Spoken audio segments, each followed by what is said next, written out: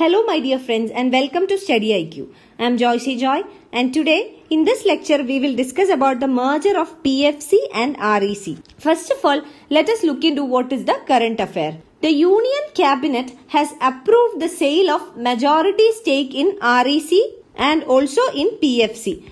So REC is Rural Electrification Corporation and PFC is Power Finance Corporation. So they have approved, the Union Cabinet has approved the sale of a majority stake in REC to the PFC. So REC would be selling its majority stake to the PFC. Now we will see in this lecture what is REC, what is PFC, what are their essential roles and what is the government plan and what impact will this make and what are the concerns and way ahead. So all these will be discussed in detail in this lecture. Let us start by understanding what is REC and what is PFC, what are their roles. First coming to REC. REC is Rural Electrification Corporation. It is a Navaratna company and it functions under the Ministry of Power. And it takes the role of public infrastructure finance company in India's power sector and it promotes rural electrification. So rural electrification projects across the country is promoted by REC. And the company also provides loans to central and state sector power utilities, state electricity boards, rural electric cooperatives, NGOs, private power developers, etc. So this is in brief REC or Rural Electrification Corporation. Now what is the government proposal? It is to sell the majority stake in REC to PFC. Now let us see what is PFC or Power Finance Corporation. So Power Finance Corporation is an Indian financial institution. It is a financial institution and it comes under the category of Navaratna companies and it is wholly owned by the Government of India. It is fully owned by Government of India and PFC is a essentially state-run NBFC or a non-banking financial company. And the focus of this non-banking financial company is on power infrastructure.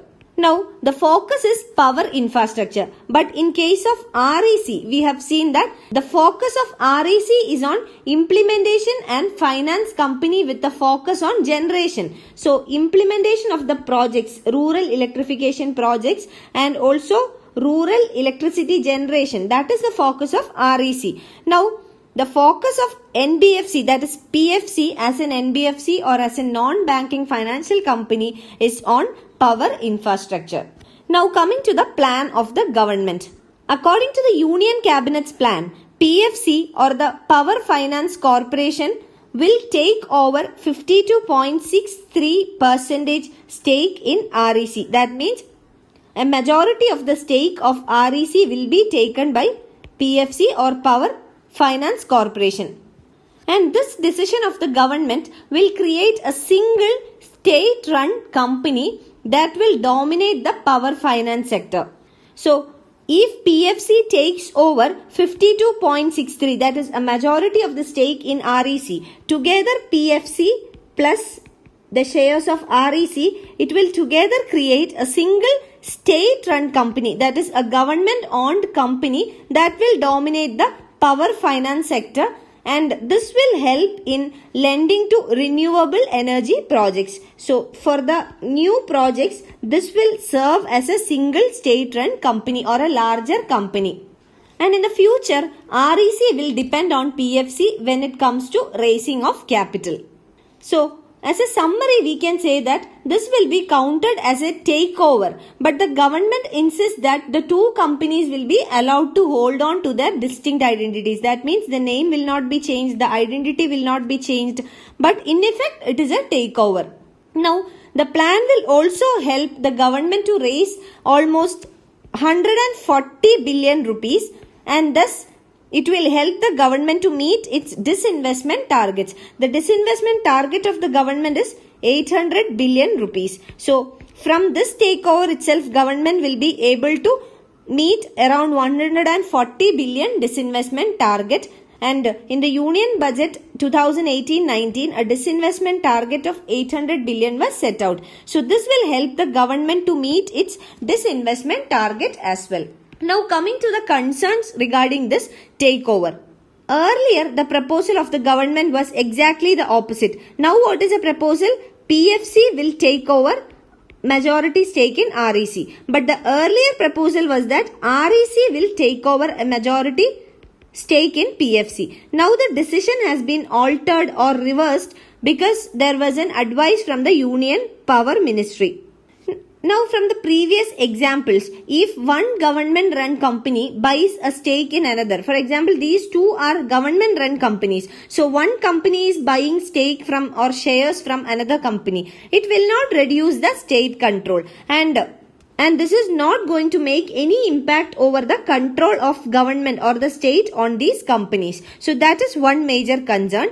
And it also does not meet the real purpose of disinvestment. What is the real purpose of disinvestment? Disinvestment aims at selling the shares or the government shares of less important companies, less important government undertakings. So, less important PSCs or public sector enterprises are sold off to the private entities. The share has been sold out, and the purpose is to reduce the government control and to raise disinvestment funds so that the funds can be used for more developmental activities or for better projects or schemes of the government. So this is the target of disinvestment. But in our example, we see that it doesn't meet the real purpose of disinvestment. It is not good for the companies and also for the sector, that is a power sector.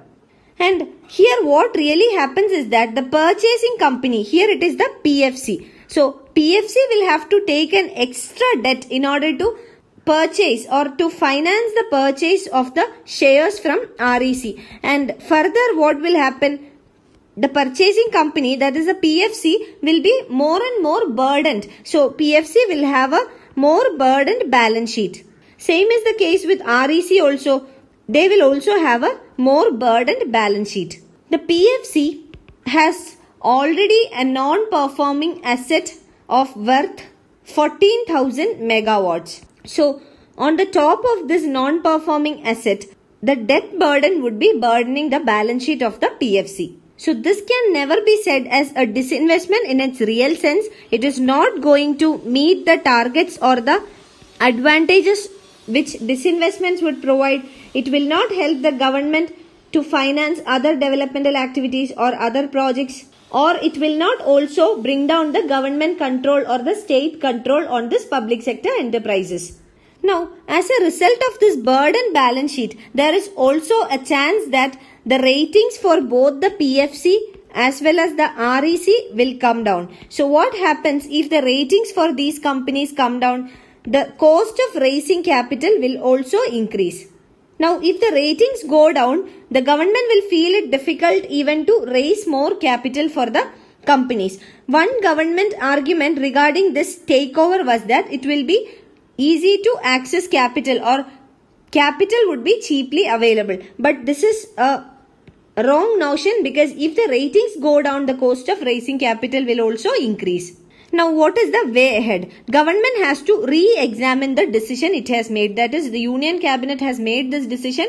Government has to re-examine it. And the regulators should be included in the re-examination. For example, SEBI, which is the market regulator in India, Competition Commission of India.